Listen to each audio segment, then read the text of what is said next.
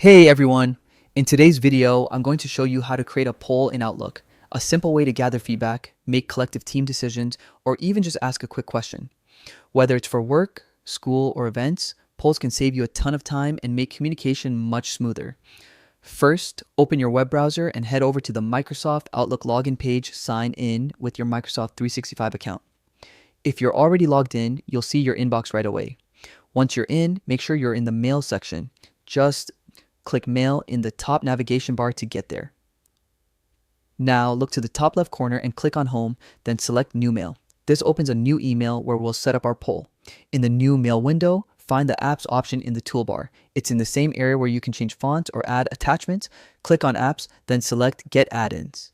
A new window will pop up with various add-ins. In the search bar, type Poll and you'll see several options. Find the one that fits your needs and click Add. This integrates the poll add-in into your Outlook account. You'll see a prompt asking you to confirm. Just click Continue and that's it. Your poll feature is now ready to use. The next time you draft an email, simply click on the poll add-in to create your question and add answer options. It's quick, simple, and makes collecting responses from your recipients a breeze. Thanks for watching.